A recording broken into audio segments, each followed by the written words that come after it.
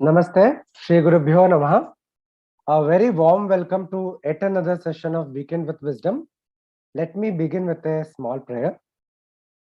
Vakratunda Mahakaya Koti Surya Samaprabha Nirvignam Kurume Deva Sarvakaryeshu Sarvada Sadashiva Samarambham Shankaracharya Madhyamam Asmadacharya Paryantam Vande Guru Paramparam Ishvaro Gururatmeti Murti Bheda Vibhagine Vyomavatyapta Dehaya Shri Dakshinamurtaye Namaha Bharati Karunapatram Bharati Padabhushanam Bharati Padamarudam Bharati Tirthamashre Vidya Vinaya Sampannam Vitaragam Vivekinam Vande Vedanta Tattvaghyam Vidushekara Bharati Shri Gurubhyo Namaha Hari Om.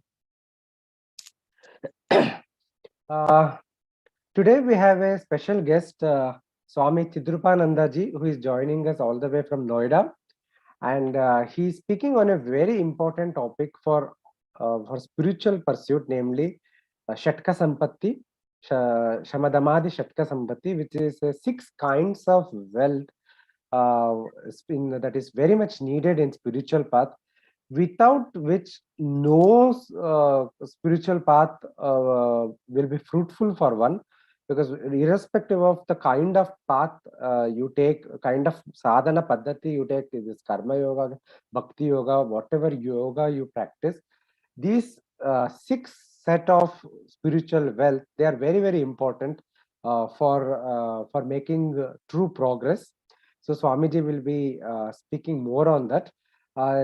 Before I open the floor to Swamiji, just want to introduce a very brief introduction to Swamiji for those who don't know.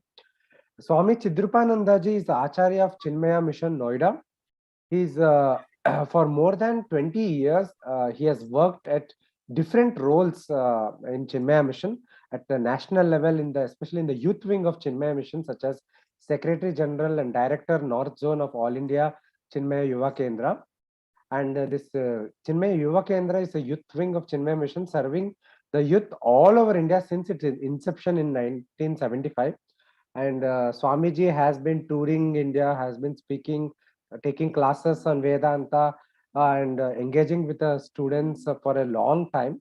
So we are very fortunate, Swamiji, to have you here today for this session. With this very brief comments, I request you to start the session. Thank you, Nitin. Thank you.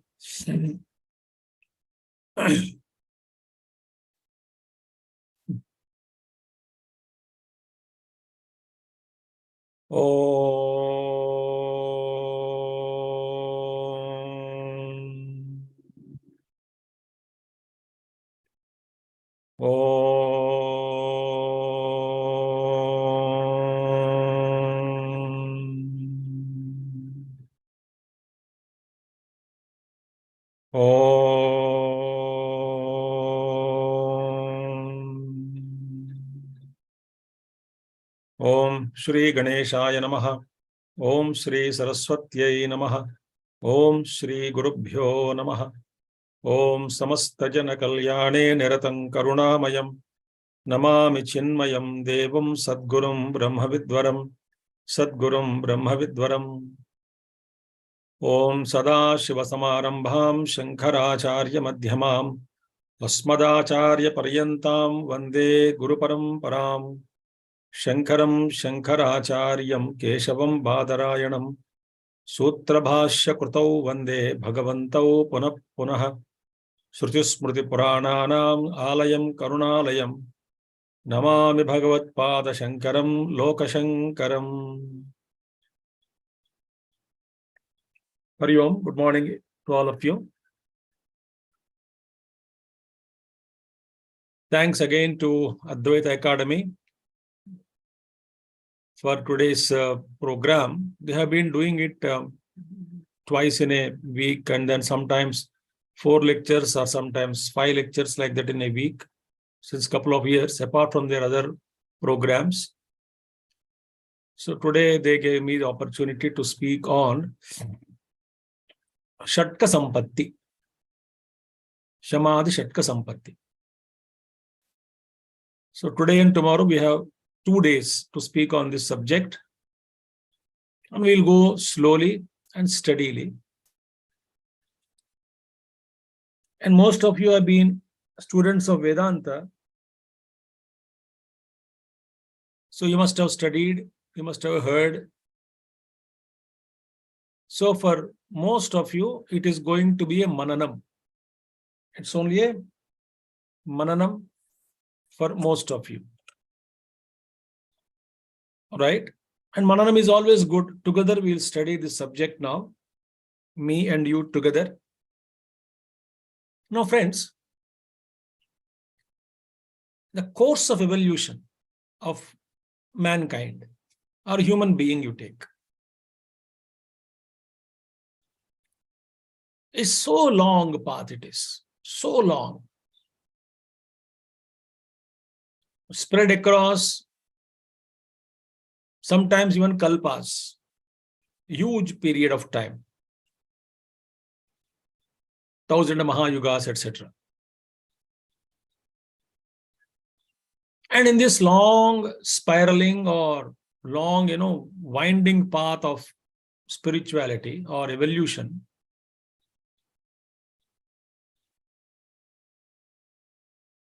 because of some merits that we have done, perhaps consciously or unconsciously, in our past lives not as a human being,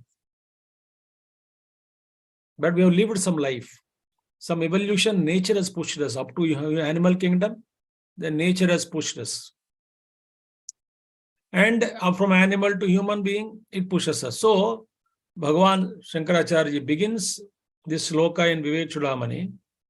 To get human life is so difficult because we had to go through so many yonis, so many births.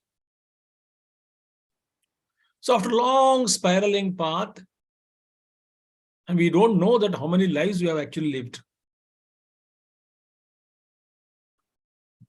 we have reached this one. This life of called human being. Jantunam Narajanma Durlabham. Right? Somehow we got it. We got the human frame, human body. And evolution, Bhagavan Shankaracharya speaks about it. Atah pumstvam tato viprata tadant vaidika dharma marga parata vidvatvam asmat param. Then ultimately he says, muktihi shata janma koti punyair vina labhyate.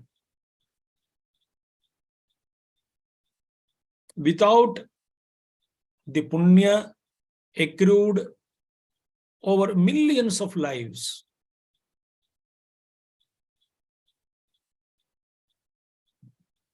liberation is not possible. And evolution is very, very, very slow indeed, very slow.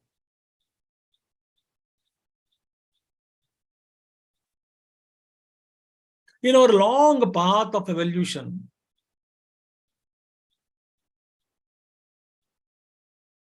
some life we come across a guru.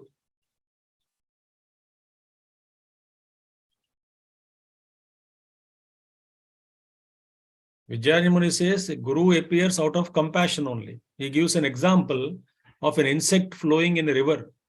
The river is flowing and everywhere small whirlpools are there. So the insect traveling, being swept across by the currents of the river, and at every 1 meter or 2 meters, it come across, it encounters a small whirlpool and it enters in whirlpool and then makes round 2-3 rounds, 4-5 rounds, again throws out. The water itself throws that insect out of that whirlpool.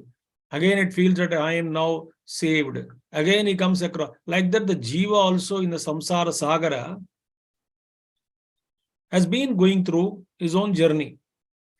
And out of a compassionate guru, somebody saw the insect, out of compassion, he just puts his hand, takes that insect out and places it under a tree or on a ground, and the insect is so happy and then goes away. Similarly, in one life, the Prathama Guru, if I can say it, somewhere in some of our evolution, maybe the first Guru encounter with a Guru, some life it would have happened. Already it happened to all of us. Beautiful stories are there. So many stories are there where life after life, the evolution takes place. In Mahabharata also one story comes with Vyasa Bhagavan and an insect, Kitaka story.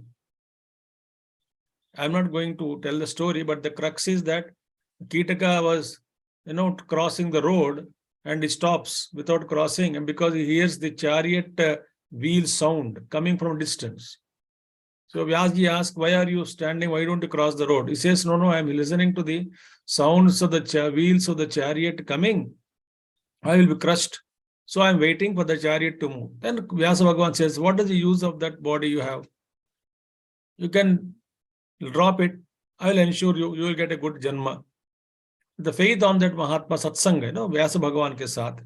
Because of Satsanga with Bhagavan Vyasa, the Kitaka killed himself under the wheels of coming under the wheel of the chariot.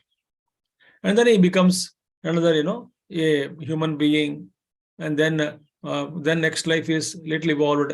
I'm not going to give the details for the story. Next life is still evolved. Then he becomes a Raja, Kshatriya. He remembers his previous life and he wants to give up the kingdom and in search of Vyasaji. He wanted to go to jungle and meditate. Because he remembered the entire Kitaka story also, as I was a Kitaka insect. Then Vyasji appeared and said, no, nothing doing, go back. Next life you will become a seeker, a great seeker. You will take birth as a Brahmana, meaning a life dedicated to spiritual seeking. You will take birth as a pure family. Then he born as like that and he became liberated.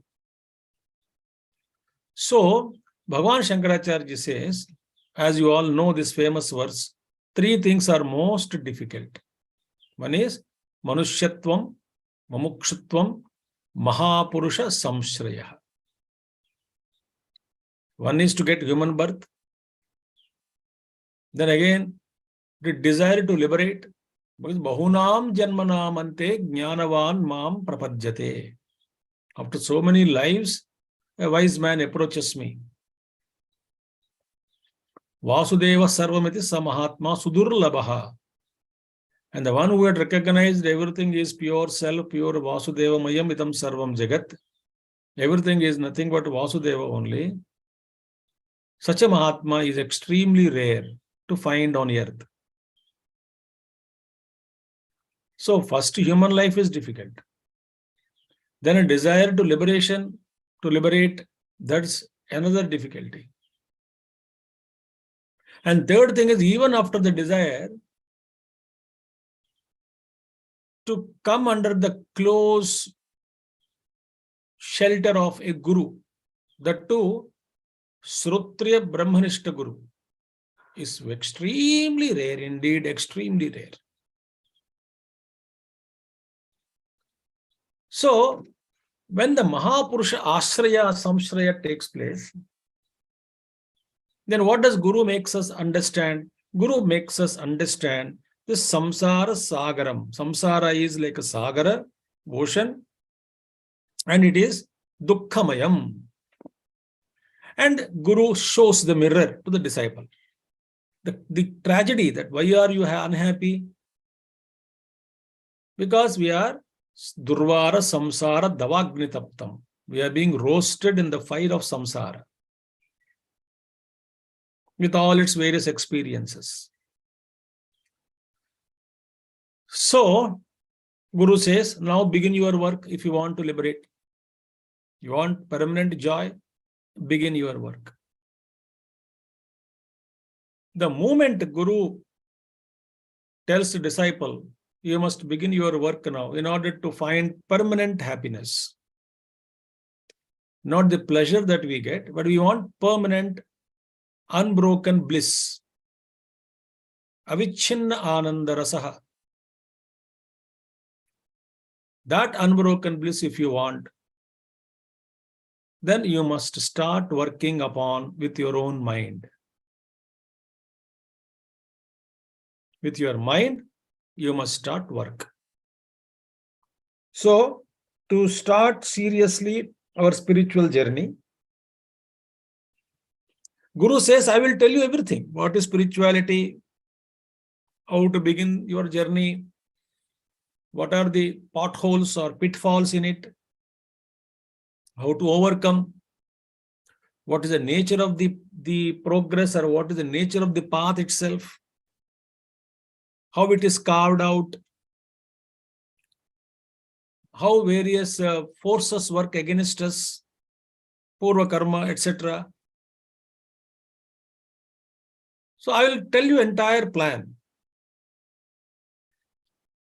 But did you resolve yourself? Have you taken a resolution seriously and sincerely that I want to come out of this samsara forever?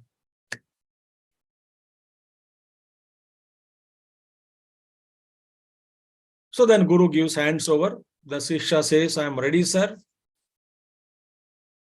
Then Guru hands over the prescription. First to qualify. So qualify means what? For everywhere there is qualification required, isn't it?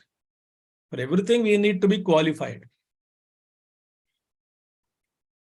Even to eat a stomach full of food, we must be qualified enough. What qualification? At least we should have hunger, healthy stomach, so that I can enjoy food. So who is adhikari for eating food? One who has good health, one who has good hunger. He can enjoy food. If I'm a patient, I cannot enjoy food. I have to take food as a medicine, and that too I may not like many medicines, many food, types of food. I cannot eat what I want, what I like. So all restrictions will come. So to start the journey, first and foremost thing is what? We must become adhikari, a fit recipient, a fit qualified student.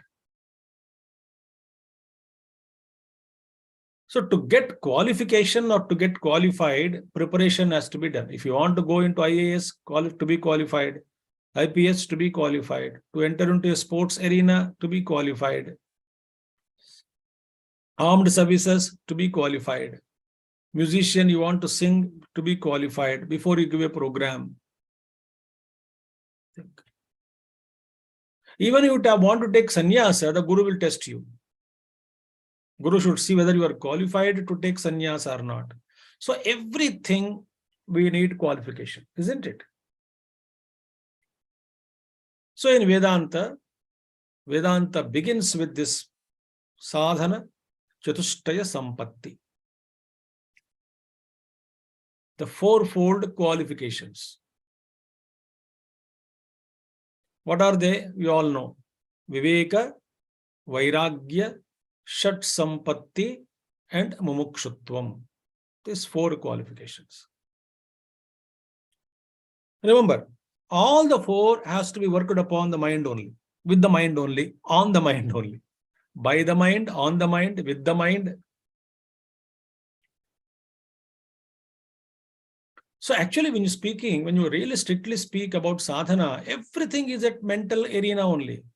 Whole sadhana is what? Focused upon the mind. Because one day we have to transcend the mind. So mind itself is a big barrier. And mind is actually curtain between me and the Paramatma.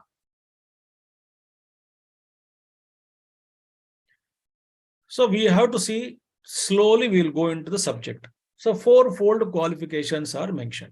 Viveka, Vairagya, Shat Sampatti, and Mokshutva. And all the four are a one unit. Each complements the other. They are not separate. And we have no choice. Okay, I like second one, I like first one, I like, no, we have to get all the four in full measure. Then only each supplements or fulfills the other, complementing the other. Each one will try to make the other one also full in measure. Viveka, Vairagya, Shat Sampatti, and Mumukshatva. Now, the moment we have seen so far, what is that? Because Mana Buddhi Chitta Ahankara, Anthakarana is only made up of thought only, Vrutyatmakam only. Where the inner parts, Anthakarana, inner instruments, having four: Ahankara, ego; Chitta, the memory stuff; Buddhi, discriminative faculty; and mind. And all are made up of what? Thought only. The substance with which they are made up of are thought. So, when I am addressing all the four inside me, I have to work upon that.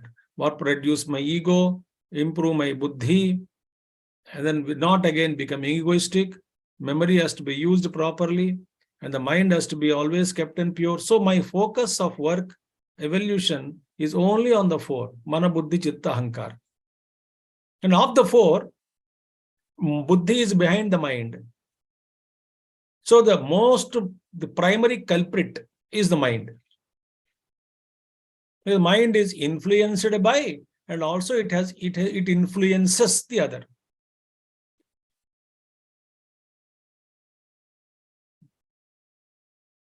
Mind is in between, like it influences the buddhi, and buddhi influences the mind. Mind is influenced by sense organs and the outer world, and mind also has capacity to influence the sense organs and the outer world. So the available product with us, all of us, to work upon is the mind, mainly. Buddhi, mind, both are same, because both are only Nisyayatmaka Buddhi, Samshayatmaka Manaha. When the mind, the vrittis are in a state of suspension of doubt, in doubt condition, it is called mind. When vrittis are actually pure, calm, and then came to a conclusion, clarity is improved, it is called Buddhi. So they're all functional names only we can put in another way. So when Bhagavan Krishna spoke same thing to Arjuna, we have to work up. Whole Bhagavad Gita is working on what? Working on one's own mind. Everything is depending on my mind, full stop. My interaction with the world, my spiritual progress, my understanding, everything is depending on my mind. All things are boiled down to what? Mental discipline. That's it. So when Arjuna was asked by Krishna, please control the mind, etc., etc., etc., Arjuna asked this question in Bhagavad Gita. Chenchalam hi mana Krishna pramathi balavadrudam tasyaham nigraham manye vayoriva sudushkaram. Hey Krishna, mind is not like an object which I can see and control it with by my bahubala, with my arm strength. Mind is not like that. And what is that? Mind is chanchalam. Mind means chanchal, restless. Not only it restless, it is pramathi, means what? Turbulent.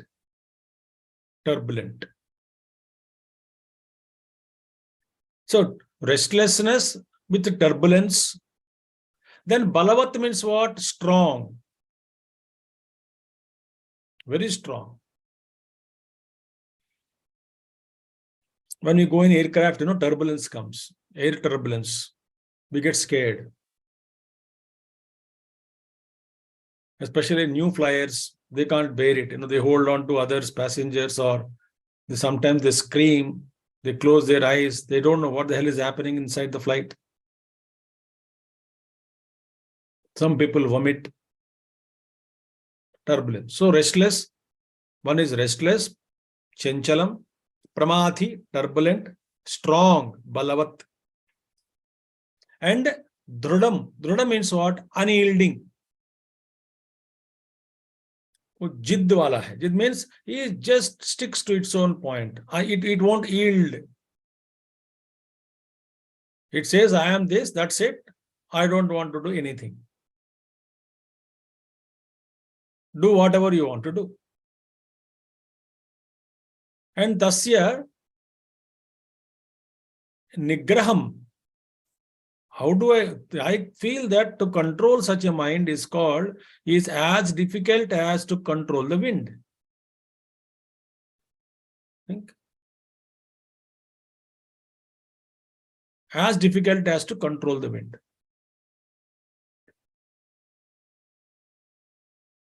So such is the mind.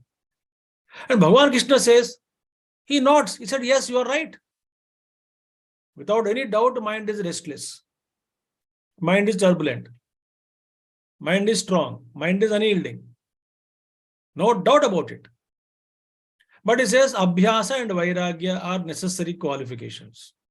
You have to practice and you must also develop certain detachment, non-attachment with the world outside.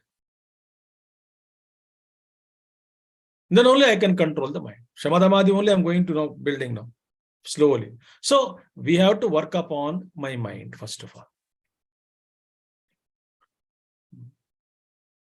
So before we get into a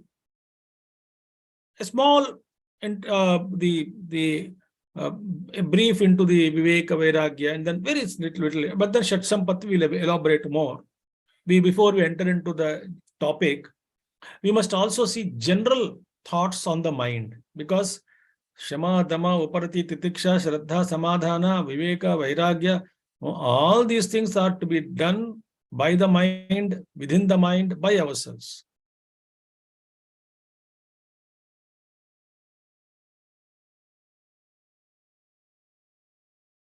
Okay, just give me a half a minute. There's some disturbance is there. Somebody is. I'll just set the disturbance and come back to you. I'm switching off my video and audio just for 15 seconds, but hold on.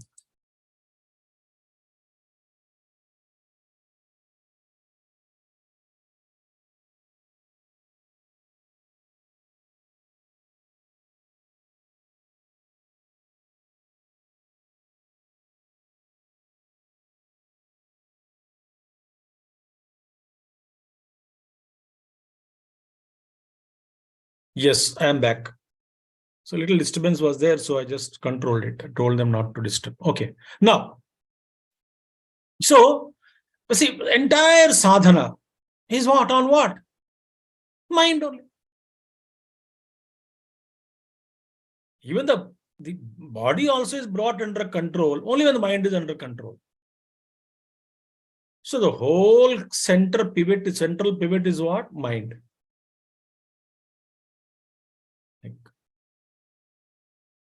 So, what is mind now? General introduction. Mind is full of thoughts. Vrityatmakam. So that's why Bhagavan Ramana Maharshi said, Yogaha Chittavritti Nirodha. The Patanjali Yoga Sutra, defining what is yoga, Bhagavan Ramana Maharshi says, this sutra, Yoga Chittavritti Nirodha, is the common first step for all yogas, whether you practice Bhakti Yoga, Karma Yoga, Jnana Yoga, Raja Yoga, Upasana Yoga, or any yoga you practice. This is the common. First step is what? I must bring some discipline to my thoughts, which are like Niagara waterfalls.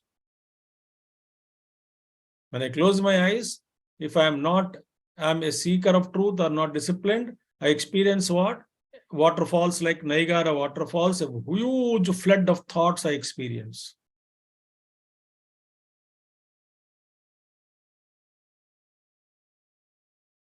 So, yogaha chittavritti nirodha, or first of all, disciplining the mind.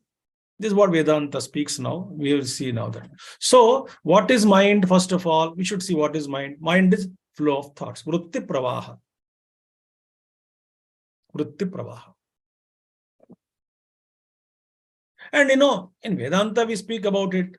How the mind is disturbed by I'm not going, I'm just mentioning it, I'm not explaining much. So that the Jiva is Chidabhasa, the Chidabhasa again goes out into the worldly objects and then takes the shape of the object. And then that object is brought into the cognition in my antakarana, the urti is formed and the thought is formed of the object. And so therefore, this thought is created in the mind. For the particular object, the thought of particular object is created. And these thoughts are what? Continuously flowing. Because all the objects are entering into me through all my sense organs. Plus also something props up from my chitta, memory. Like imagine a frog under a water, and in the water. The frog is not opening its mouth, keeping quiet. So the water surface level, it is calm and quiet. But then the frog suddenly opens his mouth. Immediately the bubble will come. Similarly, there are so many frogs are inside in the chitta for us. Each frog is like desire. And then suddenly they prop up, they open, they signal. Immediately surface of the mind disturbed.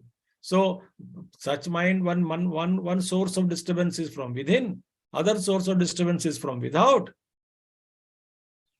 So mind is always in turbulence, isn't it? So when do I get peace? Only when all the thoughts are removed. And what remains is pure consciousness. Because thought itself is equal to what? Object plus consciousness. So Gurudev would say, beautiful, simple equation, Vedanta only. Thought is equal to object plus consciousness. So thought minus object is equal to pure consciousness. So when all the objects are taken out of the mind in meditation, in nididhyasana, and what remains is pure consciousness. So the mind is flow of thoughts. And remember, all the thoughts are not in yoga paribhasha, klishta and aklishta, or the helpful thoughts and troublesome thoughts, peaceful thoughts and disturbing thoughts.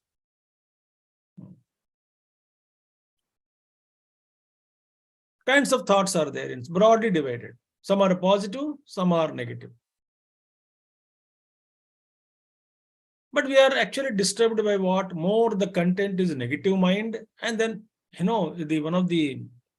read in one of the books, it's a big subject it is, I'm just telling you, it seems on an average, unregulated thoughts are self-talk. The book mentions self-talk by an average human being. Self-talk, meaning apne aap mein baat karta rehta hai, meaning he talks to himself, commenting, continuously murmuring, muttering within the mind, chattering. So such self-talks on an average, there are 50,000 self-talks per day, it seems. The modern research.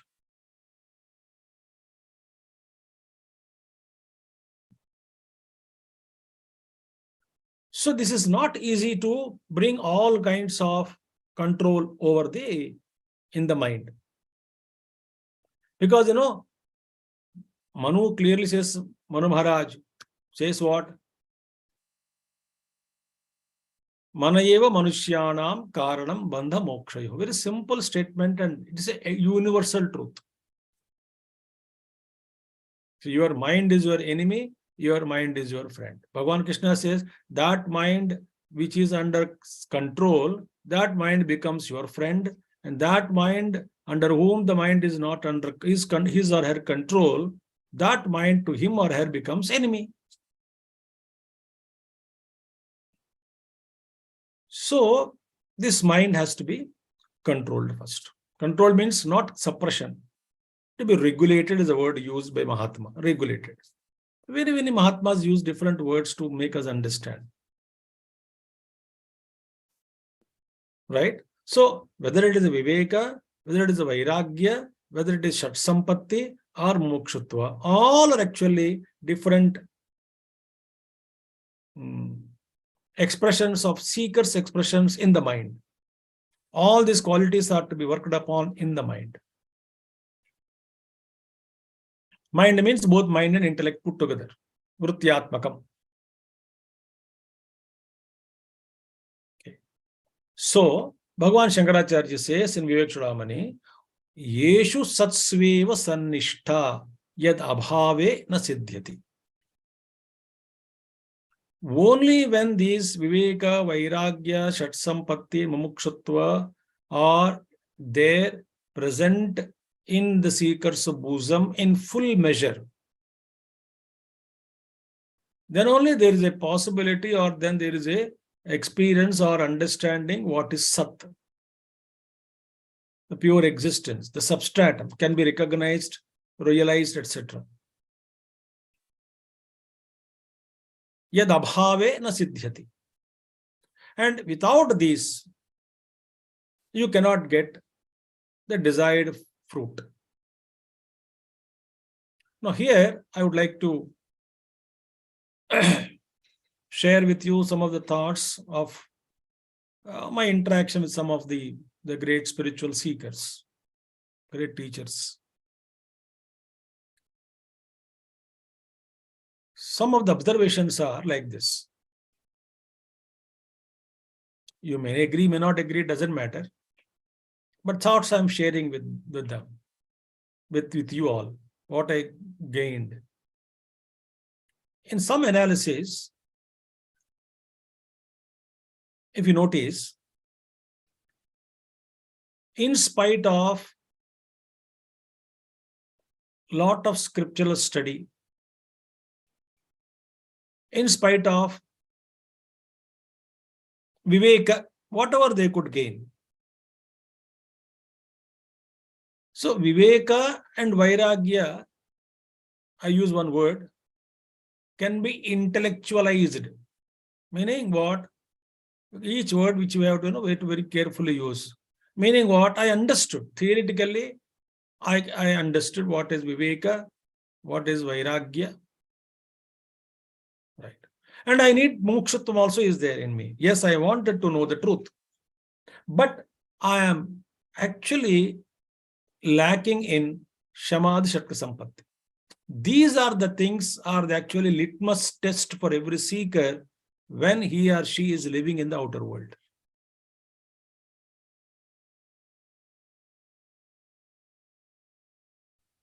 I can analyze what is Viveka through Shastra, Brahma Satyam, Jagan Mithya, all that I can, real and unreal discrimination between. Understood. Rajju Sarpa Udaharana or post and ghost example. Understood. Or the what do you call, mirage water, the sand. Understood. Yes, understood.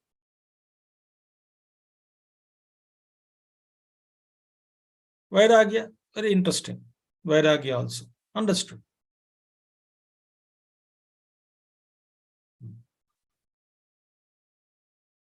And in some people say that, oh, I don't believe in other lokas, etc. They're all mithya. But then the question is, other lokas are a mithya, but very carefully. Some seekers cheat themselves by saying that this is Vyavaharika Satyam, and because it is Vyavaharika Satyam, it is in the world, outer this world. So I am unable to give up this world. I don't have any detachment to this world. And very tempting. So when I compromise with certain things in my life, then I use that, okay, it is Vyavaharika Satyam. Actually, I should be honest to myself. And I use that, this is a very transactional purposes, I'm using it, etc., etc., etc. But then I would say that very easy to give up, say that I am not attached to any other loka, swarga, ityadi, because you are actually not experiencing them now. So there is nothing great in rejecting the worlds which are not experienced by us right now. All are superimposed on Brahman alone. Relative worlds, very easy to renounce them, because I have not experienced it. But this physical world, which is actually appearing to me out of in my ignorant state, as though it is other than me, this world I am unable to reject it. Rejection doesn't mean that you go to jungle. Wherever you go, you are in the world only. But here, I accept it, certain things. Internally, I am not honest to myself. The seeker. So uncompromised. Some people are in the great seekers, their Mahatmas are. Vyavahar Satyam is true, no doubt about it. But internally, what is that? Am I compromising and utilizing the worldly objects? Or am I really using it as a Vyavaharika need and not internally attached or glorifying or became slave to it? Who should decide? One should decide to oneself. Therefore, Bhagavan Shankaracharya says, Yad abhave na siddhyati. These are very essential. So, Adau, in the beginning, Nitya Anitya Vastu Vivekaha Pariganyate. I am quoting Vivek Chodamani. Iha Amutra Phala Bhoga Viragaha Tadanantaram. Shamadi Shatka Sampatti Mumukshutvam iti Sputam. These are very clear. What are they? First one is Viveka. Adau Nitya Anitya Vastu Viveka Pariganyate. First one is Viveka. And you know, Viveka is such what? The whole life, whether we are spiritual or not, our life, human life, is actually guided by one's own intellect. Whether that intellect is trained intellect or untrained intellect, purified or unpurified, sharpened or unsharpened. But all of us, whether a criminal or a seeker of truth or a normal human being or a good human being or a bad person or a criminal, anybody,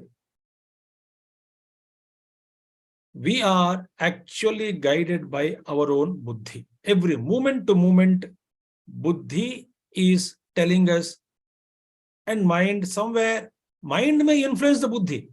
Ultimately, the order has to come from buddhi. Interesting here. So mind convinces buddhi and makes the buddhi to pass an order.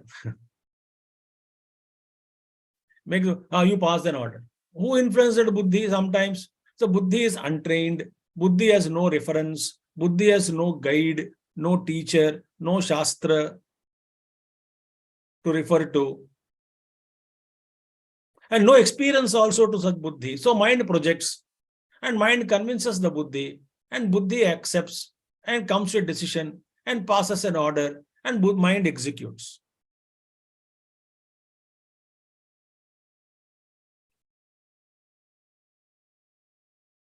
In some rare cases, in most of the, not rare cases, in some cases what happens, even though I know that it is wrong, but buddhi is very weak. Buddhi is like a drumstick and mind is like a pumpkin, mota. So buddhi murmurs in a feeble voice, don't do this. But mind is buddhi starved. Mind is not starving. Mind is very strong and mighty. Mind says to buddhi, shut up, I am going ahead with my own project.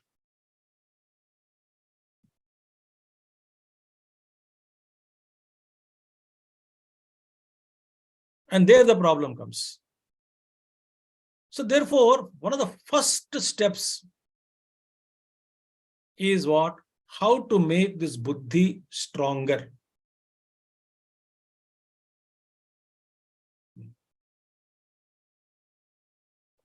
And therefore, I must come down to the, what is the function of buddhi? Viveka, discrimination faculty, discriminative faculty. So I must empower my buddhi in discrimination. That's it. Because the role of buddhi is discrimination faculty. So my job is to empower the buddhi. Meaning empower the discriminative faculty of buddhi. How is it possible? By educating. By education.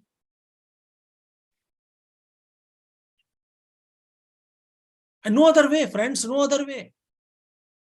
If I am confused in my buddhi, I want to get educated, I go to a consultant. even for regarding worldly matters. So what is the, see, there are two types of viveka. One type of viveka, discriminative faculty, is what? Operational only within the empirical world. Right? In the world, all worldly things to discriminate, I'm using my discrimination. That's required. Okay. There I make blunders and I suffer. That's okay. This is part of this world. Other thing is what? Entire this world, which is unreal, appearing as long as I am seeing. It is called pratiti kala. Only this jagat is appearing as long as I am seeing it. It is existing to me as long as I am experiencing it. So within this, between this world and the substratum on which this is projected, because what? There cannot be any projected world without any substratum. Niradhisthano brahma kvachid na yikshate. Adhisthana rahita brahma. An illusion without the substratum is impossible.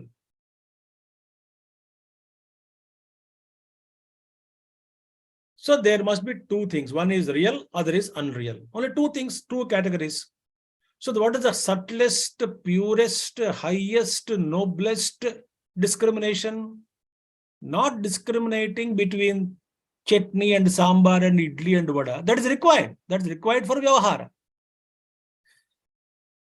But the real capacity of buddhi is what? To discriminate between the real and unreal.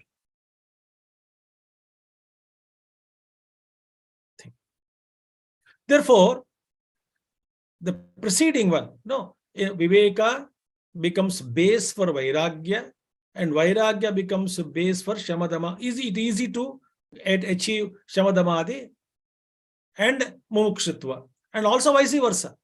Without shamadamadi, vairagya is not possible. So everything is complementing each other. It's not that only one way. It's a one unit it is. So first one is viveka. Now how to develop viveka? Binu satsanga hoyana viveka. Tulsidas says, without satsanga, there is no possibility for discriminative faculty to develop.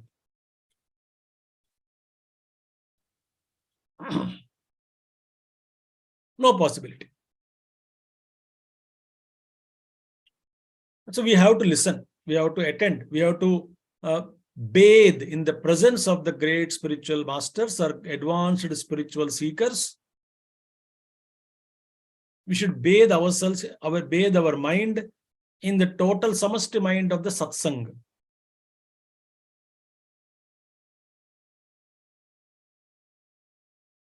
So what is Viveka first? Brahma Satyam Jagan Mithya. For which what?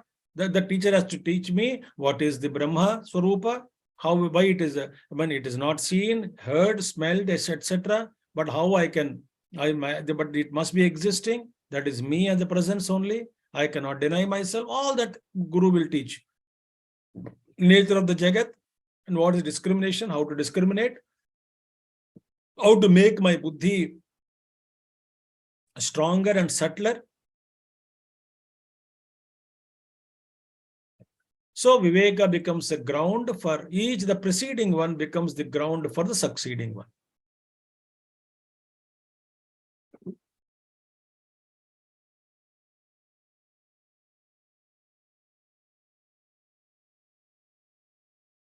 Gurudev, Puja Gurudev, Swami Chidrupananda, he was a little humorous also in many times. But he wanted to drive a point to us. I share that what Gurudev told in humorous manner he tells, very humorously.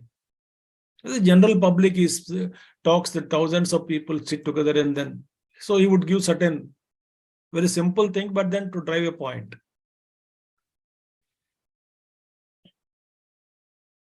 He says, Gurudev said, one day it seems he was preparing for morning lecture at 7 o'clock.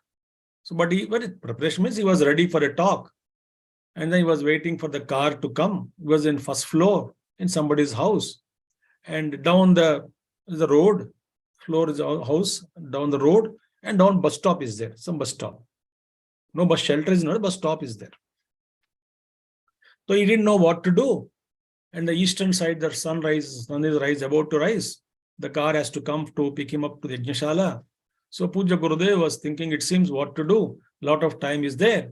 And as he was playing with his fingers, placing them on the window, and suddenly he glanced at his own nails. He said, "Oh, my nails have grown, so let me cut it."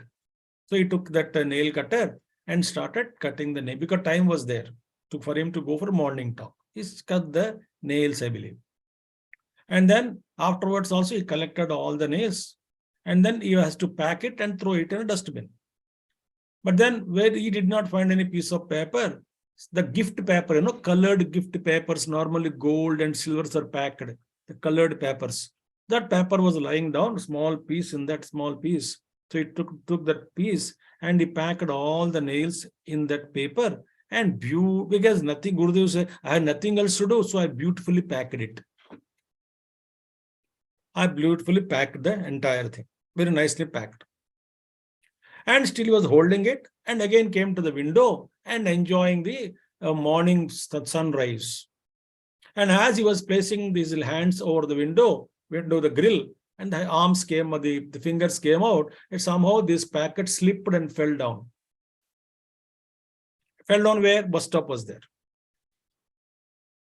So early morning, only one person came to board the bus, was standing there. And he fell down. He did not see it at the fall, but later he saw something is there. The one gentleman came to bus stand and he saw that first person, he saw some beautiful packet. Then he thought it must be something because packed in the beautiful wrapper, colored wrapper. Normally gold, etc. are packed in that.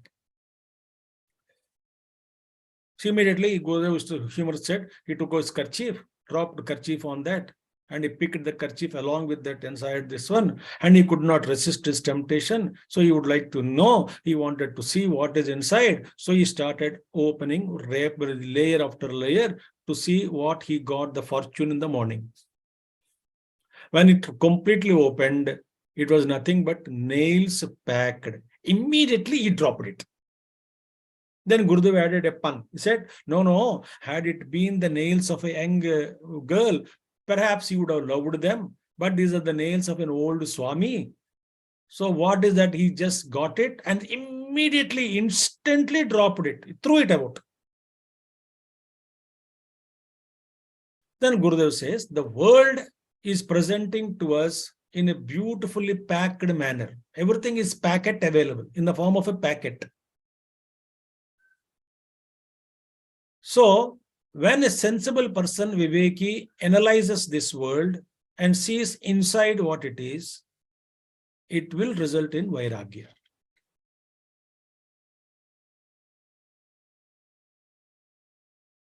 Simple thing. What is that in the it's all temporary, nothing is permanent. And then it makes me addicted to these earthly objects. And then objects will disappear from my the perception.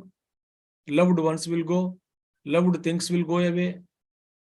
Even I myself will leave the vacate the world. So actually everything ending in tragedy only. So when I recognize that this world is like this, then I understood there's something permanent, substratum. That is me only actually. No difference between abhinna vastu it is. So when I recognize that, I am the blissful nature. And this ability to discriminate between the unreal and the real is viveka. So Tattva says, nitya vastu ekam brahma tad vitariktam sarvam anityam ayameva nitya vastu vivekaha. Tad vitariktam sarvam anityam. One principle, friends, if I understand, one principle, that everything is unreal, nothing is permanent. That when I become conscious of this fact, I'm sure I won't be getting caught up in anything. I enjoy. I enjoy means I'm just living with the world and I understand, I appreciate, etc. All fine. But I will not get caught up.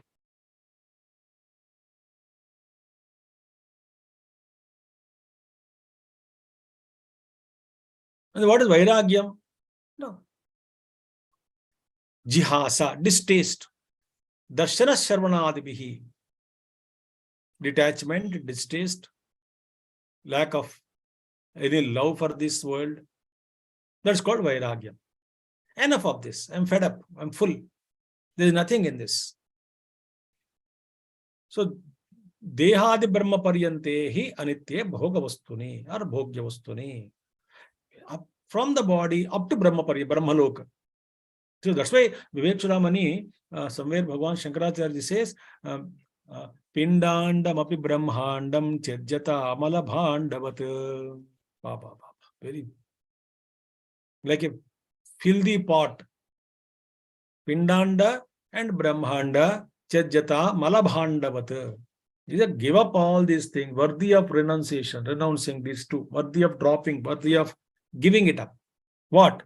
Both Brahmanda and Pindanda. Pindanda is the body.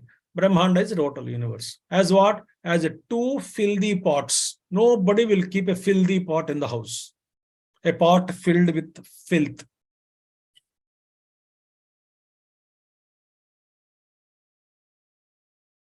Brahmandam api Pindandam api Brahmandam Chejjata Malabhandavat. So, Patanjali Maharshi speaks about Paravairagya and Aparavairagya. Paravairagya, Aparavairagya. Aparavairagya is vairagya toward.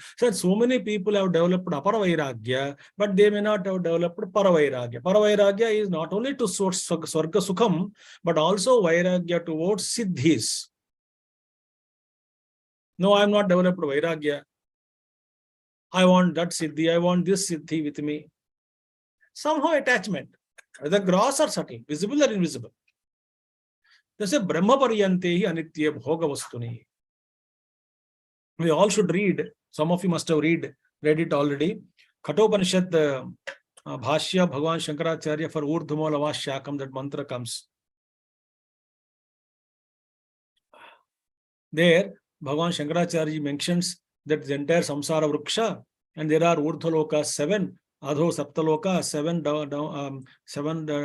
the downward lokas, and all these lokas are in samsara vriksha, tree of samsara. All the lokas are nothing but nests, N-E-S-T, nest, need. Nests, and each nest may so many jivas are there, headed by one particular jiva. In such a loka, one big bird is there, Brahmaji is in such a bird, is a one bird in Brahmaloka, and like that every jivas are there, and samsara vriksha occupied by so many pakshis, and kalaravaha, chirpling of the birds, and then in samsara vriksha all the jivas, as though Bhagavan Shankaracharya had come out of this universe and witnessing the entire universe as a samsara vriksha, and all lokas, urdhalokas and adholokas and jivas, and as though he heard the screaming of each jiva in the samsara vriksha, and what each jiva is screaming, I believe, in pain. What? Muncha munchayiti, release me, release me, release me. Meaning everyone is silently or loudly screaming. What? For what? Please release me from this torture, from pain, from bondage, from unhappiness, from dukkham. Every soul is constantly speaking it. I mean, nobody is happy in anywhere.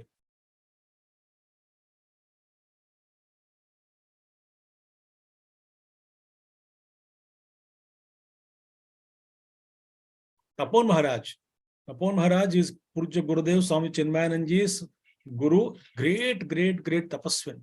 He never came down to plains having reached once Uttarakashi.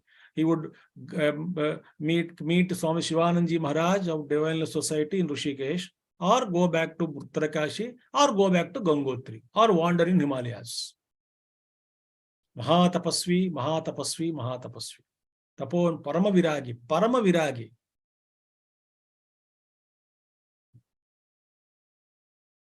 He actually defined Vairagya, Shama, Dama in his own unique manner in Ganga Stuti book. So in there, Bhagavan Tapon Maharaj, Paramaguru Tapon Maharaj says, Yushmat Padabjaratireva Vairaktavyam. Anyat tad akhilam kalu moha siddham. He says. What is Vairagya? Vairagya, he says, to revel in devotion in your sacred feet is true Vairagya. Meaning, unless and until that rati or vrakti grows in us towards the feet of the Lord, bhakti paribhasha, I will not be in a position to develop any kind of vairagya towards this jagat.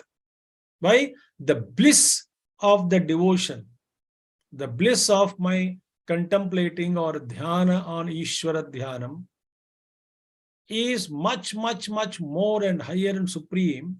When I come to experience that, then alone the true vairagya, natural vairagya comes in me from the world. So Viveka is a base for Vairagya. Viveka is there, it leads to Vairagya. And Vairagyam is there. And Shamadamadi becomes easy actually. Or practice Shamadama with the help of the intellect, Viveka understood Shamadama. Then the more Shamadama is practiced, more I can get clarity. More I get clarity, more I develop Vairagya. Okay. So far we have seen certain base. But remember, entire spiritual journey is what? Working upon one's own mind. Full stop. Nothing else.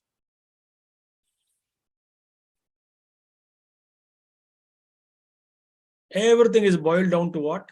One's own mind.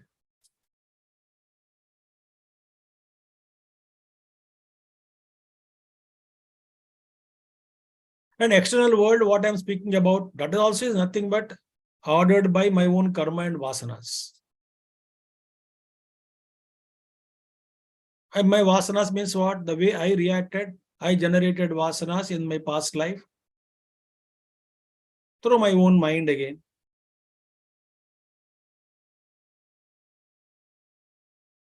So we enter now Shama, Dama, Uparati, Titiksha, Shraddha, Samadha. Let's see now. First one, Bhagavan Shankaracharya speaks about Shama. In Vivekachudamani says, Virajya Vishaya Vratat Dosha Drushtya Muhur Muhu Swalakshye Niyata Vasta Manasa Shama Uchyate. Or in Tattva Bodha, it is simply said as what? Mano Nigraha. Simply said, Mano Nigraha. Mind control. Now, Virajya. There is no longing for the sense pleasures. Vishaya Vratat.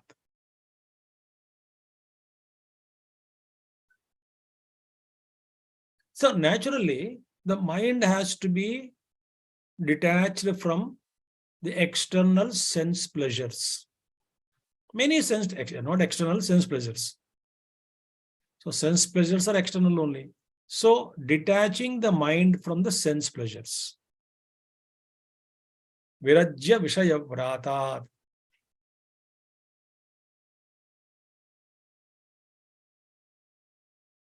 How?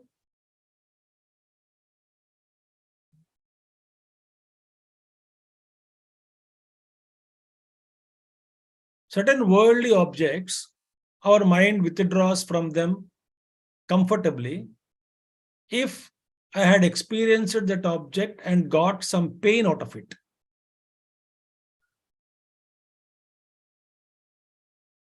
There may be an earlier experience, a strong experience I suffered. So I concluded this object is giving me trouble. Therefore, I will never take shelter under this object. I will never ever run after this object. Anything it is. It could be anything. But Bhagavan Shankaracharya giving us a clue, sadhana tip, how to bring that mind under control. Mind control doesn't mean mind suppression. I'm not arresting the mind and putting the mind in a suffocating condition. No. Control means I am regulating the mind. Mind is being trained. Training the mind is important. So how I do? Bhagavan Shankaracharya has given one technique. Dosha drushtya muhur muhu. Again and again, see the dosha or faults in the sense pleasures. So we have to enumerate what are all the faults in sense world, in the sense pleasures. First, feed them in the buddhi. As I said, no, buddhi has to be fed. And buddhi will, after teaching the buddhi will show the mirror to the mind, and buddhi will teach the mind. So there are three things important, friends. One is tame the mind. First, tame the mind.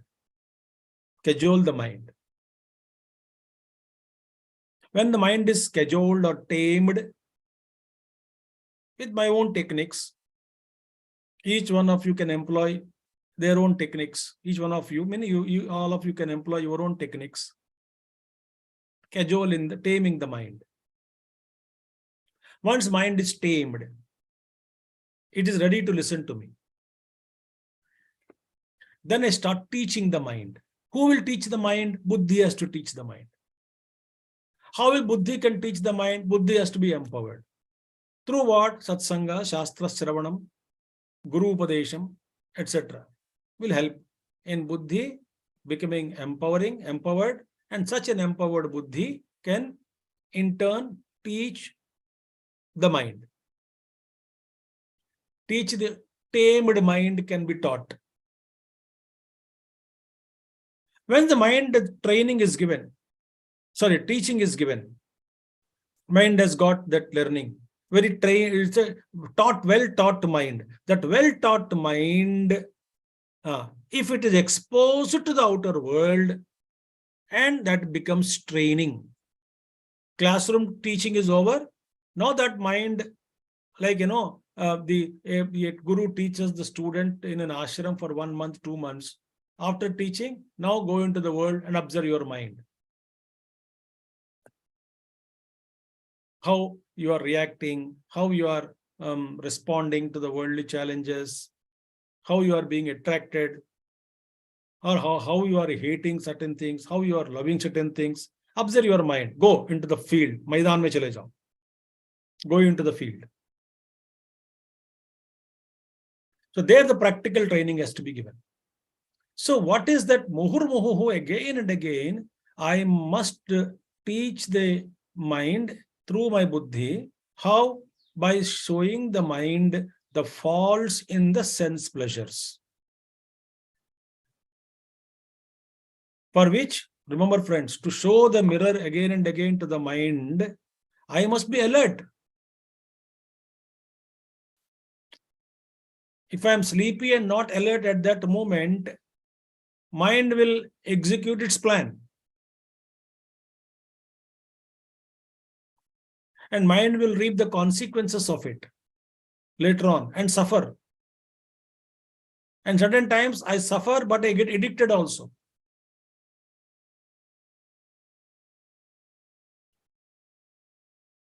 Can you teach an alcoholic person, you know alcohol is injurious to health? He says, you don't teach me anything, I know it. Nothing new you are teaching me.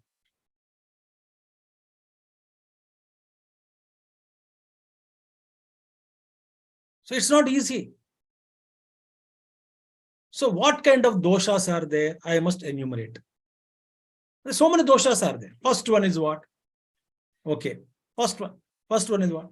Any sense pleasure is not freely available without effort.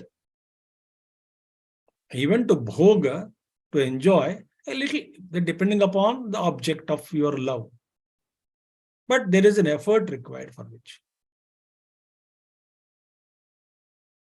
First effort. Then I get the result. That's bhogya vastu. I will get it. I enjoy. Result. I enjoy.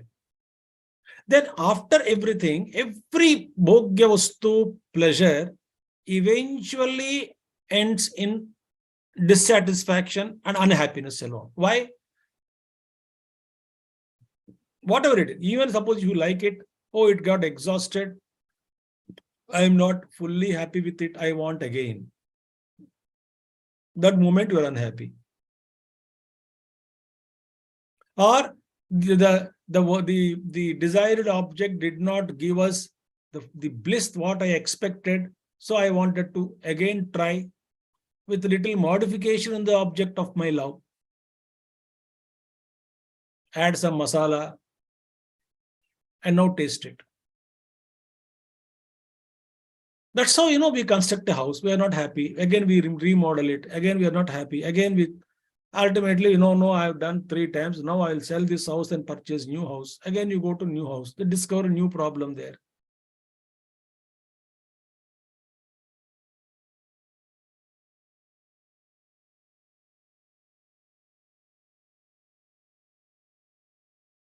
Vairagya is wonderful. So again, I will try. When I get the pleasure, I'm not happy, even though I'm happy with that object. But then I look up at others and then sometimes I compare. Oh, he has got more. Then again put efforts. And the effort will go away. Karma phalam is not the permanent. The phala will go away. Then leaves me in great sorrow. And the same object is not giving me the same type of joy all the time to the same person.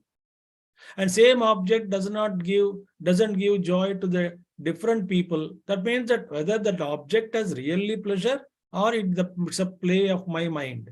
Because same vastu is not giving me the same happiness in different time. Or in different time, same proportion, the happiness is not there, happiness is not there. Or the same object is not giving happiness to different people at different times. So now with all these conditions, I'll have to ask question, is that joy really in happiness or in my mental modification or mental thought, a feeling?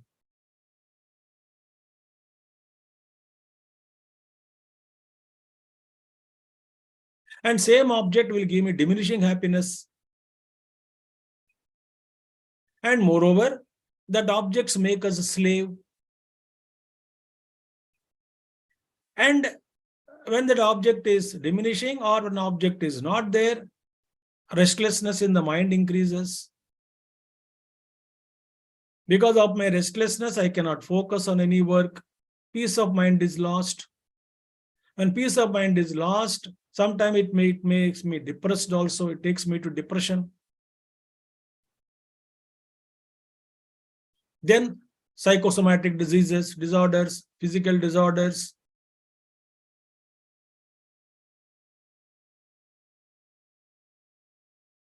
These are all happening in smaller measures, but we are not aware of it. We will become aware only when something big happens to us. But then every moment we are unhappy inside. Because a great master says, you are eating the ice cream scoop has fell down. That moment, a great sorrow in the mind.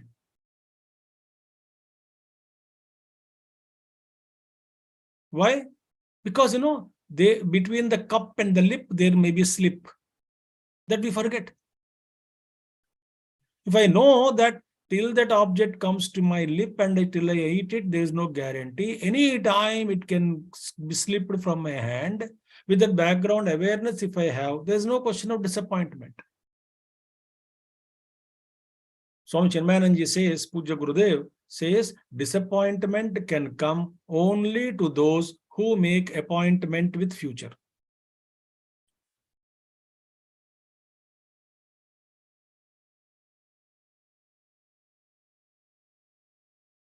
So one technique is given is what? Be aware of the faults or doshas in the sense pleasures.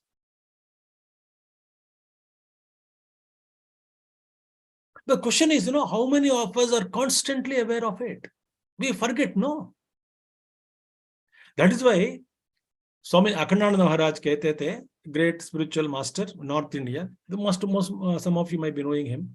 Great Mahatma used to say, सावधानी का नाम ही साधना है. What is the name of sadhana? Being alert. Practicing alertness is the name of sadhana. सावधानी का नाम ही साधना है. Being alert itself is sadhana.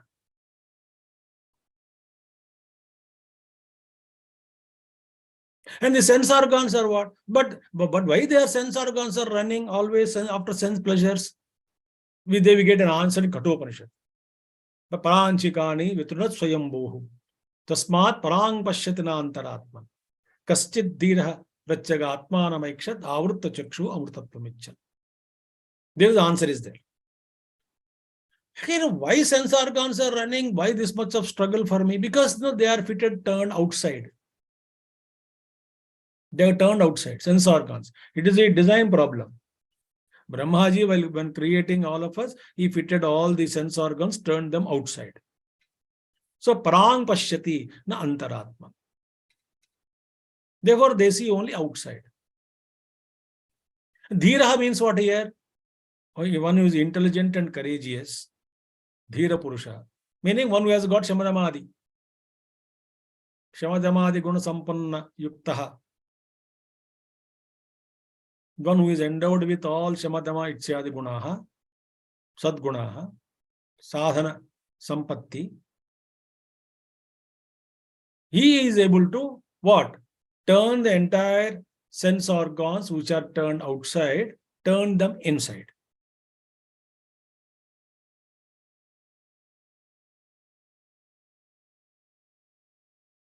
Turn them inside means, in any investigation you can go.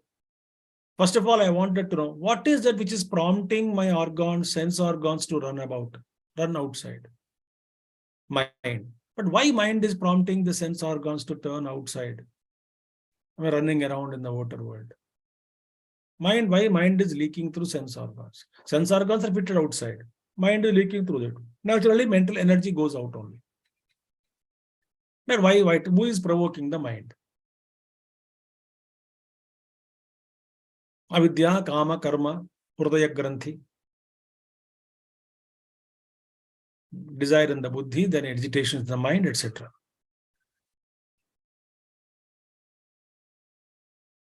So Viveka is required to practice Vairagya, and Viveka is required even to know Dosha Drushtya Muhurmuhu is the Viveka Shakti.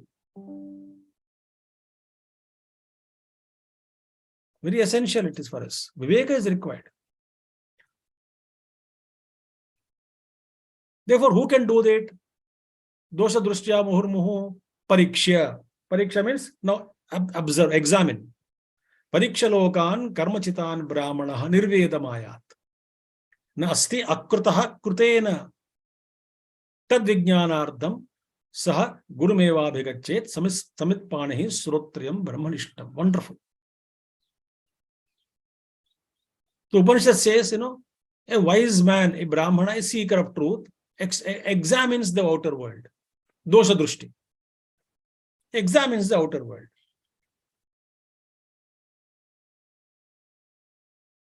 He's silently studying everything.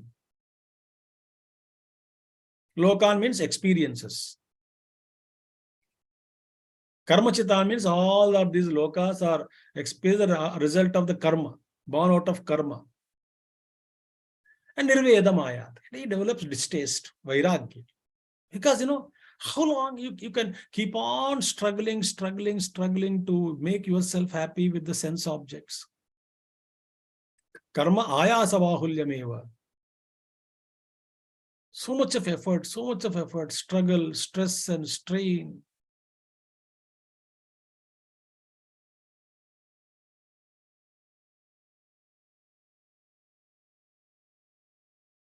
The seeker gets a thought now. How long should I do this? He gets a viveka. No, Rajoguna, passionate mind and whipping, the mind is whipped by Rajoguna, and then mind is made run on the streets like a dog and hunting for every kind of food that is available on the street. The weak mind is like that, always on the streets running for food, objects.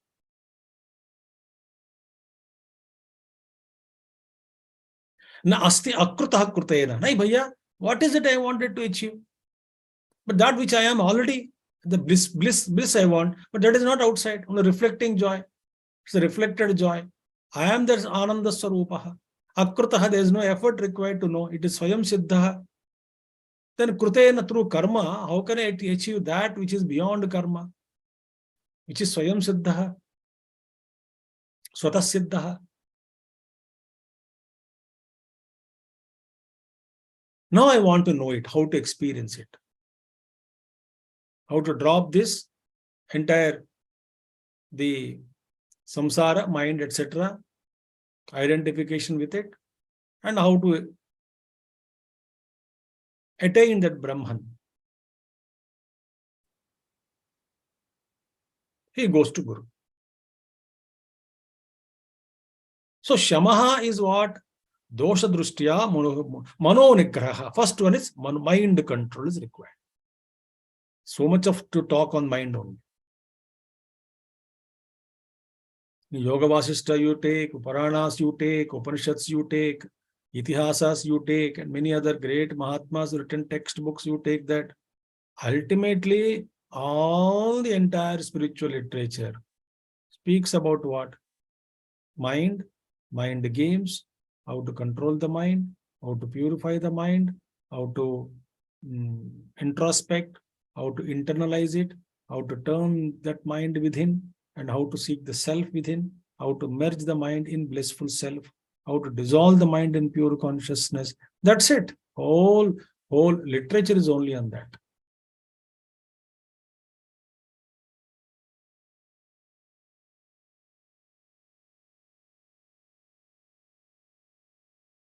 That's why Bhagavan Krishna says, Yoga Arudasya Tasyeva Shamak Karanam Uchyate. Once you wanted to control and then you mounted upon the steed of yoga, mastery or done. Then what? Shamak Karanam Uchyate, withdrawal alone.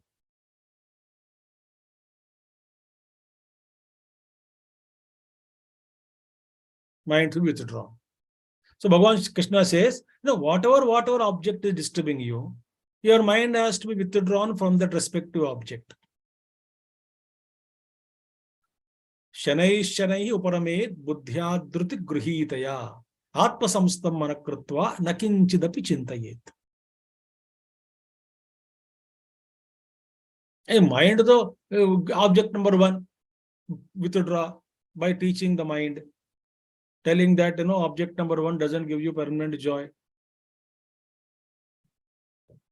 So mind withdraw. But mind immediately goes to second object. So I must find out what are all the objects which are disturbing me, to which my mind is weak.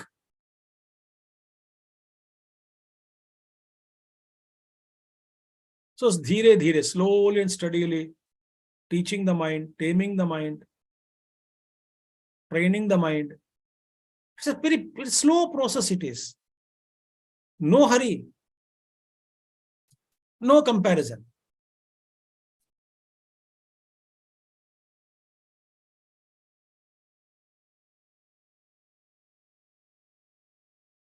Rest all is Mahatmas ka, no, sorry, not Mahatma, everybody. Rest all is prarabdha of the people.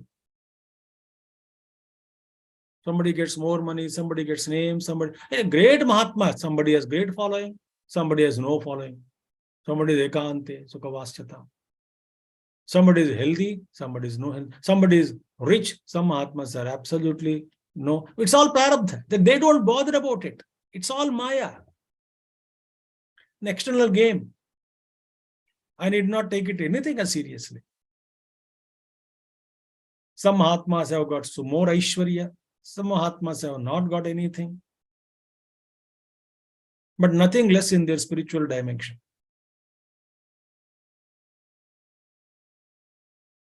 So Atma Samstam Manakrutva. So mind has to be slowly, steadily withdrawn from the outer objects. Shamaha.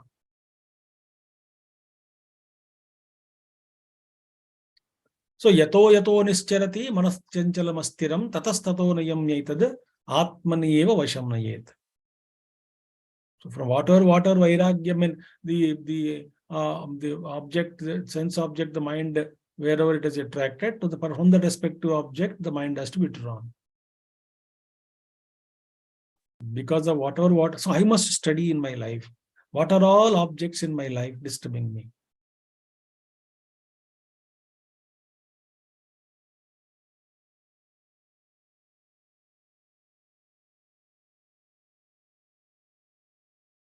What is that my mind is playing with? So it is only when Vairagya is there, meaning Viveka and Vairagya, then mind control and Dhamma, Indriya control, all will become easily. So what is mind? Well, Shama means then? Shama means what? Mental discipline. Mental discipline. Now, generally, we will discuss about Shama more. What is mind? Mind is, kutta, kutta, kutta, kutta, like rice boiling, boiling rice in the, not in cooker. Cooker we cannot see. But in a vessel, you used to put water and then boil. Like constantly, the mind is, my God.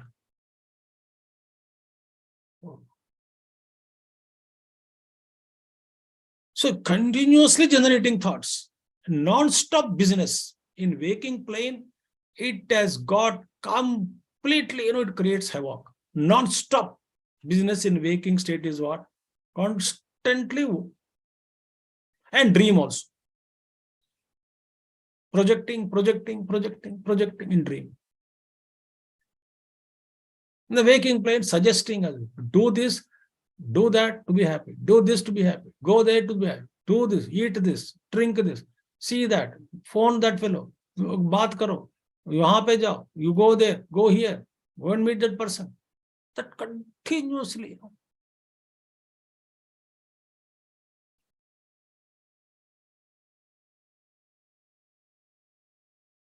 Even in deep sleep, Vedanta speaks about subtle vrittis are all present. So mind means what? Constantly thoughts.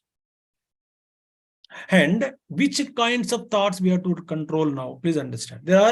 One is deliberately I initiate thought process for our work. I initiate thought process. I initiate. Like, lecture I am giving today to Advaita Academy. So I have to speak on this subject. So I have initiated thought flow within, deliberately, voluntarily. Since I have initiated the thought flow voluntarily, they don't bind me. I am planning a program, or I want to solve a peculiar problem. So actually, I am thinking, I am generating the thinking.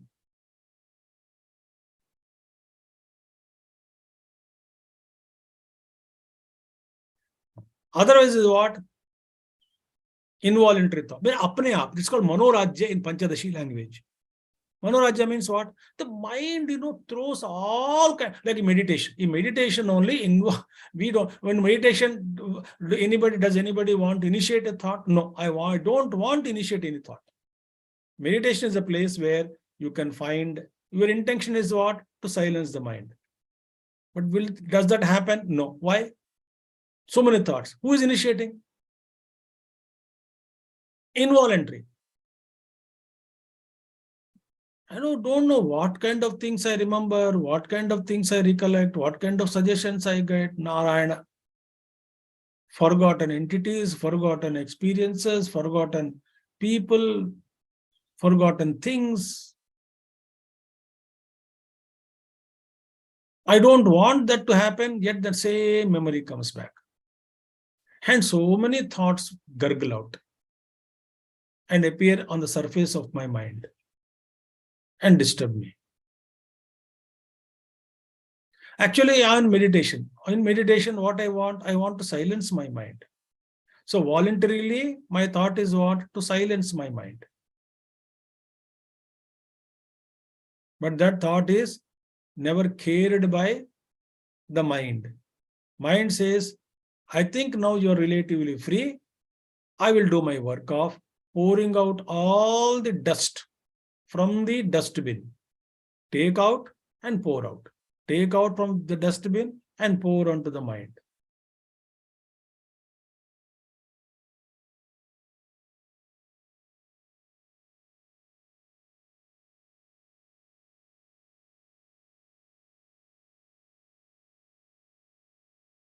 This is called absence of shama. There we have to control.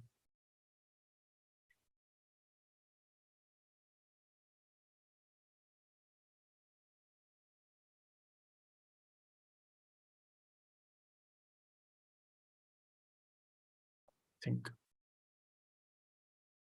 And initially, the intensity of thoughts are so high, frequency, intensity is so high.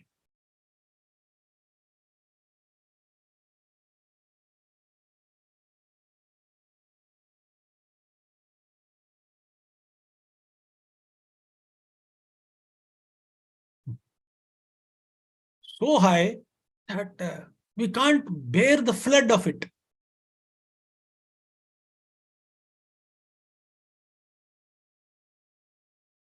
That's why there are two types of minds which I speak to the youth. Very easy way to understand, make them understand. One is convex mind, other is concave mind.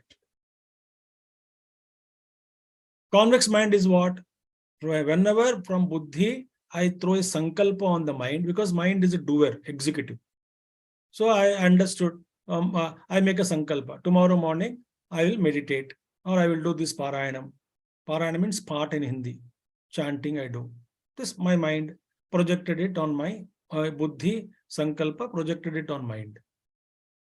If mind is in concave mind at that moment, mind of shapes changing, no? So mind is, most of the time it is concave. Concave means concave lens, what does it do? Whatever the rays are falling on the lens, they diverge. So the moment I suggested my mind, please tomorrow morning, 4 o'clock, I will chant Rudram, or Mahanarayana Upanishad, or Arunam, or Mahanyasam, or Taittiriya Upanishad, or Purusha Suktams, or Lalita Sahasranam, Vishnu Sahasranam, whatever it is. I will chant tomorrow. Tomorrow is auspicious day, I will chant.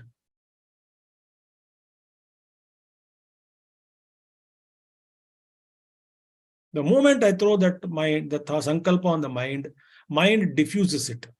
Mind says tomorrow is not required. Is it necessary to do it? Why tomorrow? Why can't you do day after tomorrow? Why should you go to temple? Why don't you do it in the house only?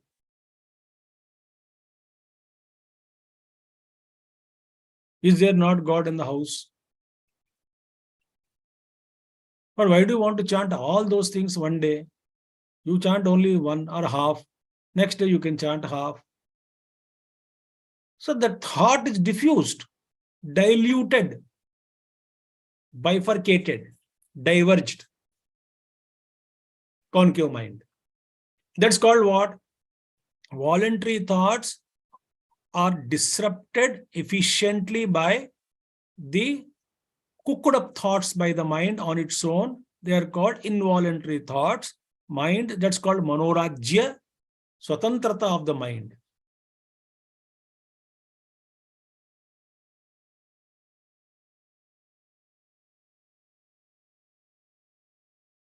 Suppose my mind is convex mind, focusing mind, rays converge.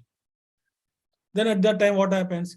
The moment I say, tomorrow I have to chant this, immediately mind says, okay, then eat less in the night, don't sleep, get up early morning, keep the books ready, etc., etc. Mind cooperates.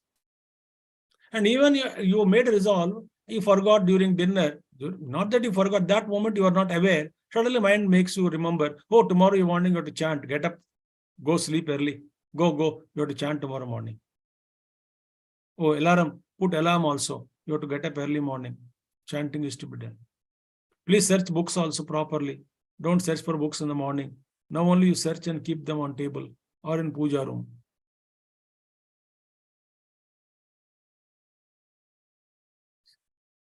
That's called Shama.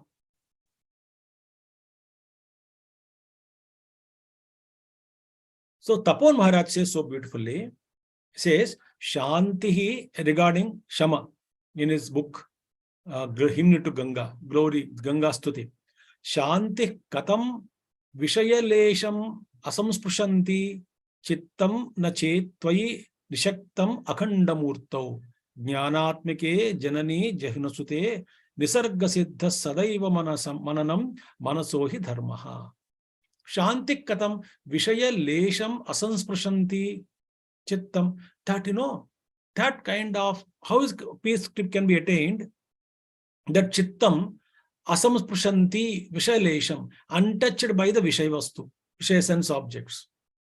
That mind which is untouched by the vishaya vastu objects, that's called peace. How to attain that peace? If otherwise, if not, what? Na chet tvayi nishaktam akhandamurtau chittam. If the mind is not placed in your akhandamurti, in your universal form, O Divine Mother, if your mind is not placed, fixed in your akhandamurtau, nishaktam is fixed in akhandamurtau, in the universal form, how is it possible for anybody to get shama or peace of mind? Shanti, danti, shama, dama. How is it possible? So, Tapon Maharaj says that there is no other sadh. Dosha drushtya muhurmuhu is an effort. Tapon Maharaj gives a little bit higher definition. Muhurmuhu is again and again. What? You should find faults. Is it not effort? Yes, effort. Instead of that, if I generate love on the Supreme Lord, automatically mind becomes peaceful. So that's what he says. That is how he calls it as Shama. Shama sadhana is simply generate love for the divinity. How to generate love? But Shankaracharya says in Shivananda Lahari, it's like in a kulya, upakulya, they are all like, waters of poetry. In the waters of poetry, the flow is there. That's called canals of poetry flowing. Waters of canals of poetry are flowing. From that, take the part of words, draw it out with the wheel of the intellect, and put that water into the dry fields of your heart. And then the crop of devotion emerges. And when that comes in my bosom, then what is there worry? That I need not worry about any kind of drought, dryness, famine in my heart, O Parameshwara, when you are there. Meaning what? I must simply generate. How? By the stories of the Lord. By listening or studying or glories of the Lord. Shankaracharya says, when I develop love, same thing Bhagavan Sriman Tapon Maharaj says, if the mind is fixed upon your universal form, if I can achieve it, automatically Shama takes place. Sadaiva mananam manasohi dharmaha. What is the mind dharma? Mind dharma is constantly thinking only. Constantly thinking alone is the function of the mind. That cannot be arrested so easily. Dosha drushtya muhurmuhu is a good sadhana. But there is one thing I find in it is what? There must be an effort. There is an effort. Again and again to see the fault. How many astus you keep on seeing the faults? There will be tiredness. Instead of that, Master Shankaracharya or even our Tapon Maharaj says that develop devotion, love for your universal form. Let the mind be placed in your universal form. Then automatically mind detached from the outer world. And there's a peace because objects are not gushing into the mind and disturbing the peace of it. So therefore, without cultivating the awareness of divine presence everywhere, The mind, which is naturally nothing but a thought flow, can never discover peace. So, Shama is not possible without discovering the presence of divine. Tapu Maharaj says. Really, it's not possible. Rest all you can achieve it. Initial stages, we have to put efforts. But effortless Shama is achieved only through awareness of divine presence or devotion. In Bhakti language, devotion towards the Lord, love towards the Lord. In Jnana language, awareness of the divine presence. So till we achieve this, Gurudev says, we have to consciously practice seeing the presence of divinity everywhere. Consciously practice. Here also conscious practice is required. Otherwise, pure love generated because of listening to the stories of the Lord. Then everything, whole world is forgotten. When my beloved is there, whole world is forgotten. Automatically, mind becomes peaceful at the feet of the Lord. So today I'll conclude here with Shama. We have seen introduction and Shama. So tomorrow Dama, Uparati, Titiksha, Shraddha, Samadhanam. 5 things we'll see tomorrow morning. Thank you very much. Hari Om. Over to Nitin now. Thank you very much, Swamiji, for a wonderful, very illuminating description of some of the Shamadhi Shatka Sampatti.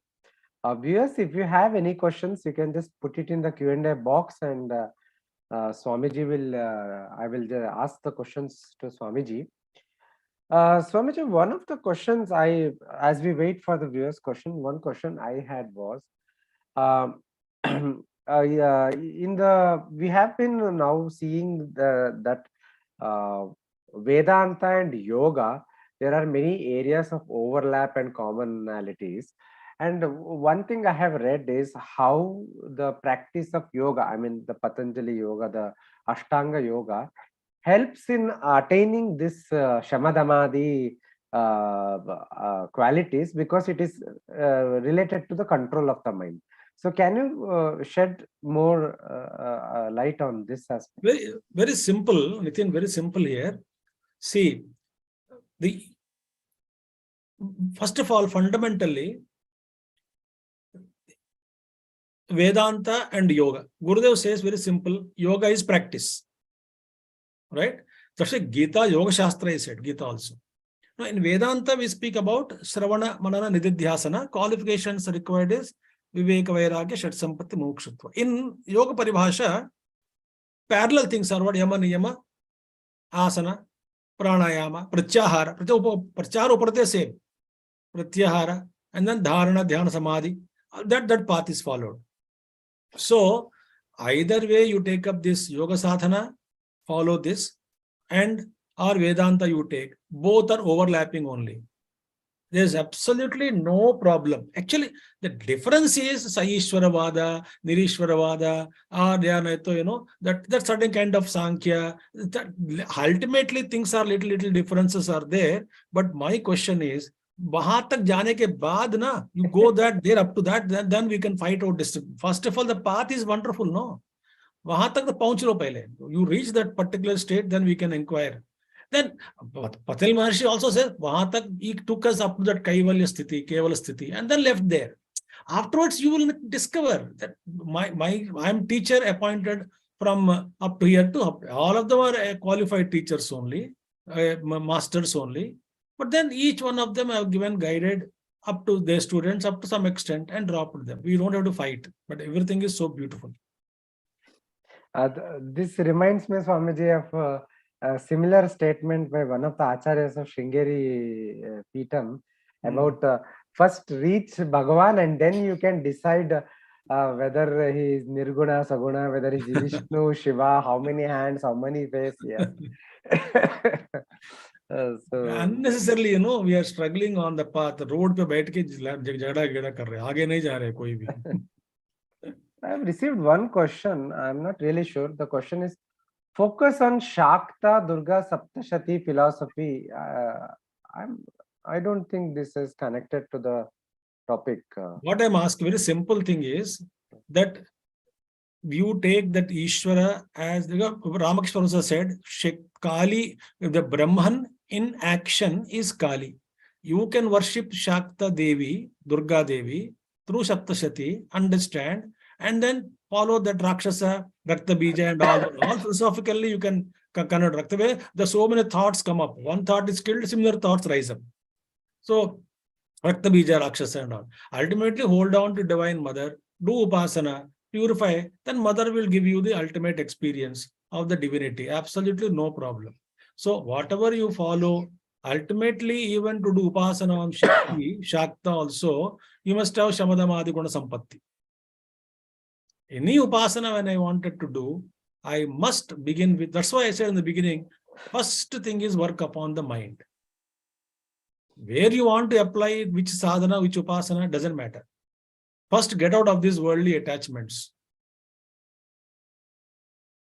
Okay.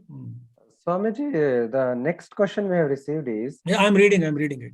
I'll just read it for Okay, the you read it. Okay, for okay. the audience. Yeah. Okay. Shama needs control of the mind to make it peaceful by transforming it from being concave to convex. One approach is devotion. So, what other practices approaches can there be to attain Shama? Viveka, we already seen. Other practice is discrimination, awareness. Awareness is what? Simple thing is that we should be aware that every object, keep analyzing it. Does it give me permanent joy? Question. Can I be without this object? Can I live with it? Is it absolutely necessary for me? Am I drawn towards it? Am I becoming slave to it? Or am I using it? Utilization is no problem. Am I being slave to it? So, other sadhana, one is devotion, of course, to Lord, as we mentioned very clearly. Other is what? Constant being awareness, applying discriminative faculty. Some people apply that. That becomes easy. Everything they don't fall into their prey. They say, no, I'll question this. What is this? Is it necessary? What is that? Inquiry, path of inquiry. Another method is path of inquiry. Swamiji, we discussed, I think, 3 paths, right? One is the path of yoga, Patanjali yoga, one is of devotion, and one is of inquiry. So, between this path of Patanjali and the devotion, what is the difference in their approach? Is it of emphasis rather than the technique? Techniques are different, no? Techniques are different. Of course, yoga techniques are different. Devotion technique is different. And then jnana, the techniques are different. First of all, the path means technique only here. Path means you can take technique. Techniques are different. And the tasya vachaka pranavaha, Bhagavan, Ishvara pranadhana, Patanjali Maharshi spoke about it. Ishvara pranadhana, surrender to Ishvara. He also spoke about it. So there's absolute, again the match. The devotion is there, no? Ishvara pranadhanam, tasya vachaka pranavaha, jnana, omkara upasana. Ultimate Upanishad speaks about Om only. Sannyasi, or Om Upasana only is given. Upanishad spoke about it. Tasya vachaka pranavaha, number 1. And Ishvara pranadhanam. Ishvara pranadhanam is what? Surrender to Lord. Again, the bhakti is brought into. So, actually, they overlap. We need not fight. This is what my feeling is. Thank you, Swamiji. We don't have any more questions. Viewers, if you have any questions now, you can ask. Otherwise, tomorrow also Swamiji will be available. You can carry on. You can reflect upon today's session and ask questions tomorrow also. Thank you again, Swamiji. It was a very illuminating session. I think the topic itself is very, very important from a practical perspective. The one thing is to understand the theoretical aspects of Vedanta. The other thing is to have guidance regarding practice on a day-to-day basis. So this lecture was very, very illuminating. I am sure that many people have deeply benefited from it. So again, I thank you, Swamiji, for the session. Thank you, Nitin. May Guru Parampara bless all of us. Thank you, Swamiji. Hari Om. Uh, Viewers, with this, we conclude today's session. Don't forget to join tomorrow, same time. And whatever questions you may have from today, also you can ask tomorrow. Thank you, everyone. Shri Guru Bhyo Namaha.